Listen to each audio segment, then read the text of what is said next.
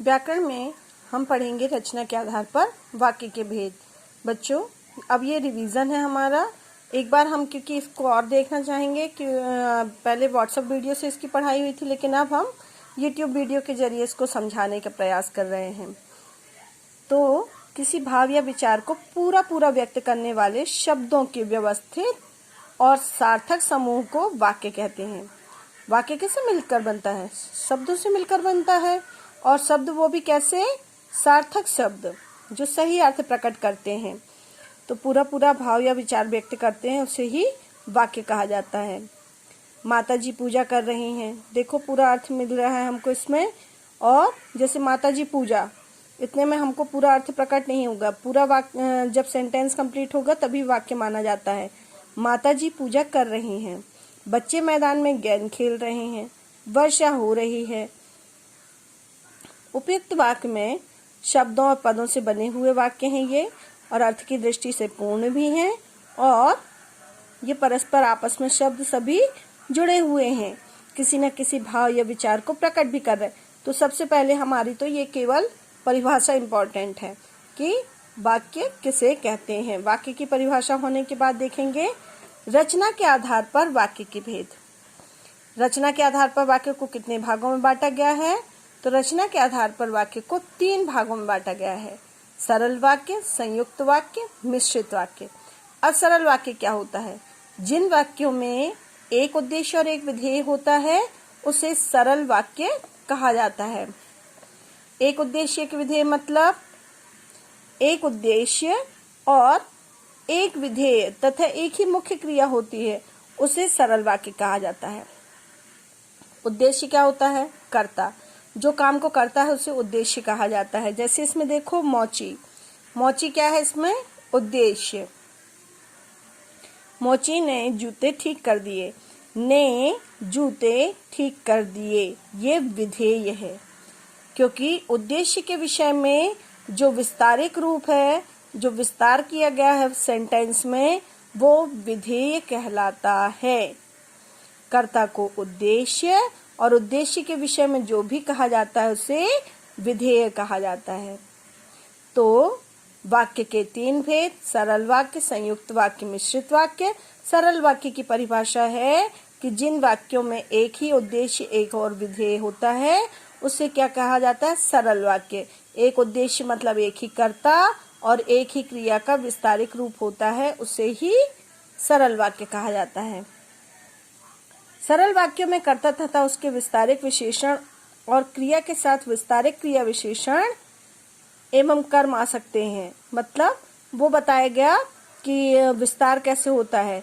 कुशल मौची ने पुराने जूते बिल्कुल ठीक कर दिए। इसमें मौची शब्द क्या है? उद्देश्य। बाकी पूरे शब्द क्या है? विधेय। नेक्स्ट देखेंगे संयुक्त वाक्य। अब संयुक्त वाक्य क्या होते हैं उनको समझेंगे।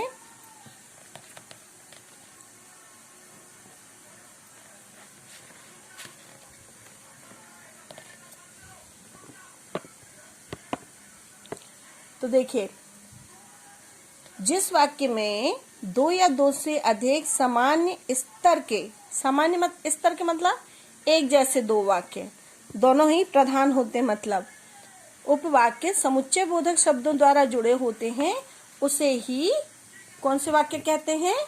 संयुक्त वाक्य। ये देखो यहाँ पर समुच्चय बोधक शब्दों द्वारा जुड़े होते हैं, उन्हें संयुक्त वाक्य कहते हैं। मोहयाल मित्र, पत्रिका निकालो और मेरी कविता पढ़ो। यहाँ पत्रिका निकालना और कविता पढ़ना 2 अलग अलग क्रियाएं हैं और दोनों ही प्रधान क्रियाएं हैं। फिर है लालचंद आया और कृष्णा चली गई। ये समुच्चय बोधक शब्दों द्वारा 2 सेंटेंस जुड़े हुए हैं, बीच में देखो और लगा हुआ है, ठीक है। खाना खा लीजिए या आराम कर लीजिए, बीच में या लगा है। दोनों सेंटेंस अलग अलग हैं। खाना खाना और आराम करना दोनों ही परस्पर एक बराबर की क्रियाएं हैं और दोनों को हम अलग अलग भी पढ़ सकते हैं। दोनों किसके द्वारा जुड़ी होती है? समुच्चय बोधक शब्दों के द्वारा। अब है मिश्र वाक्य। मिश्रित वाक्य क्या होता है? मिश्रित वाक्य में एक वाक्य प्रधान होता है और उसमें बाकी उपवाक्य जो होते हैं डिपेंड वाले वाक्य होते हैं। ये देखो, जिन वाक्यों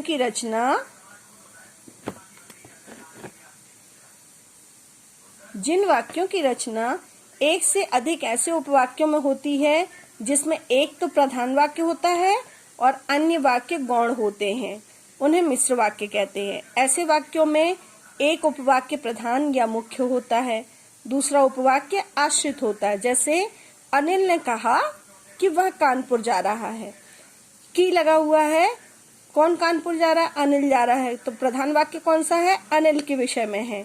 तो एक प्रधान वाक्य होता है, बाकी वाक्य उस पर डिपेंड करते हैं, उस पर आश्रित होते हैं, इसलिए इस वाक्य को कहते हैं मिश्र वाक्य।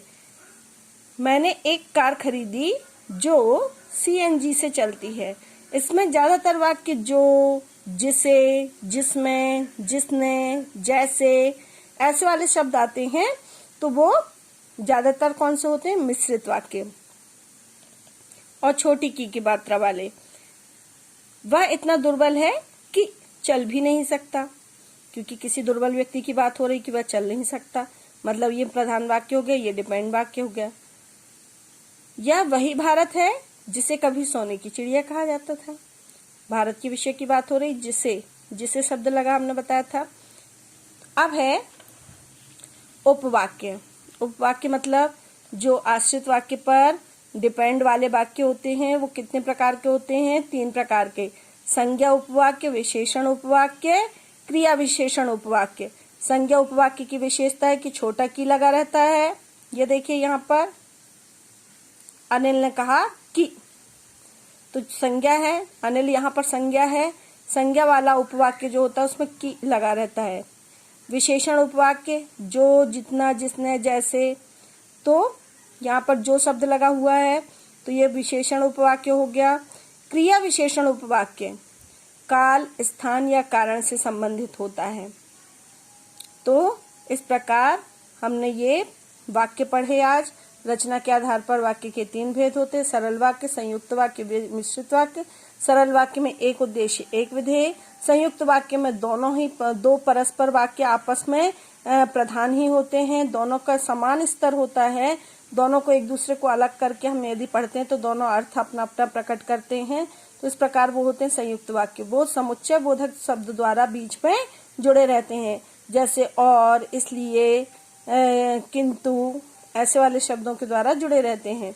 लेकिन फिर है तीसरा आश्रित उपवाक्य। आश्रित उपवाक्य या मिश्रित उपवाक्य।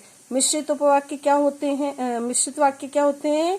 जिनमें एक वाक्य तो प्रधान होता है, बाकी उसमें डिपेंड वाले वाक्य होते हैं, तो इसलिए उसको मिश्रित वाक्य कहा जाता है। और मिश्र वाक्य में 3 प्रकार के उपवाक्य होते हैं: संज्ञा उपवाक्य, विशेषण उपवाक्य, क्रिया विशेषण उपवाक्य। तो ये वाक्य का हमने रिवीजन लिया। धन्यवाद।